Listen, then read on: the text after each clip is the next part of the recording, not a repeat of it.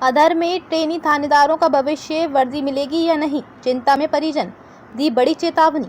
जयपुर राजस्थान में अशोक गहलोत राज में हुई पुलिस सब इंस्पेक्टर भर्ती परीक्षा 2021 भजन लाल सरकार के जी का जंजाल बन गई है। ये परीक्षा पेपर लीक केस को लेकर सूबे में सर्वाधिक गर्म मुद्दा बनी हुई है। पेपर लीक केस की जांच कर रही है एसओजी धड़ाधड़ नकलची थानेदारों को गिरफ्तार कर रही है। दूसरी तरफ युवा परीक्षा में हुई भारी धांधली के कारण उसे रद्द करने की मांग कर रहे हैं।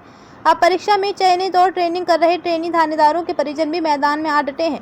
उनका कहना है कि परीक्षा में धांधली करने वालों की सजा अगर ईमानदार से परीक्षा पास करने वाले युवाओं को दी गई तो वे लोग सामूहिक रूप से आत्मदाह कर लेंगे। राजस्थान में एसआई भर्ती परीक्षा पेपर लीक केस की जांच जैसे जैसे आगे बढ़ रही है वैसे वैसे इसकी पेचीदगियां बढ़ती जा रही हैं। परीक्षा में हुए भारी फर्जीवाड़े के बाद भजन लाल सरकार ने इसे रद्द करने या नहीं करने का फैसला लेने के लिए मंत्रियों की 6 सदस्यीय कमेटी बना रखी है। इस कमेटी की 2 बैठकें भी हो चुकी हैं। अब सरकार दोहराए पर फंसी है। सरकार अगर परीक्षा रद्द नहीं करती है तो इस एग्जाम में वंचित रहे युवाओं समेत अन्य युवाओं का आक्रोश झेलना पड़ेगा। वहीं अगर रद्द करते हैं तो जो अभ्यर्थी ईमानदारी पूर्वक परीक्षा पास कर थानेदार बने हैं उनके और उनके परिजनों का आक्रोश झेलना पड़ेगा।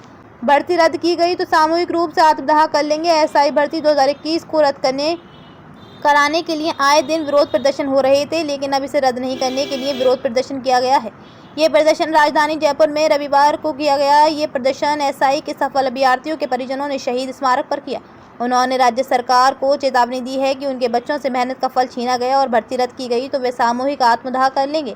इन परिजनों का कहना है कि हमने बरसों पाई जोड़कर अपना पेट काट कर बच्चों को सफल बनाया है। यहाँ किसी पंक्चर वाले का बेटा सफल हुआ है तो किसी किसान ने बच्चे सफल बनाने में अपनी जी जान लगा दी है। किसी का पति सेना से रिटायर होकर सफल हुआ है तो किसी विधवा से अपनी बेटी को सफल बनाने के लिए जीवन समर्पित कर दिया। सभी को शक की नज़र से देखा जा रहा है। उनका कहना है कि एसओजी की कार्रवाई के बाद कोई भी इन लोगों की मेहनत नहीं देख रहा है। सभी को शक की नज़र से देखा जा रहा है। उनका कहना है कि जो दोषी हैं उन्हें भले ही फांसी पर चढ़ा दो, लेकिन जो ईमानदारी से थानेदार बने हैं उनके साथ न्याय होना चाहिए।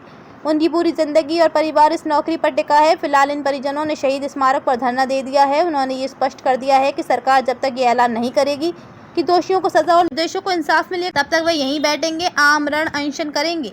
बहुत परिजनों की तरफ से तो आत्मदाह करने की चेतावनी तक सरकार को लिखित में दे दी गई है।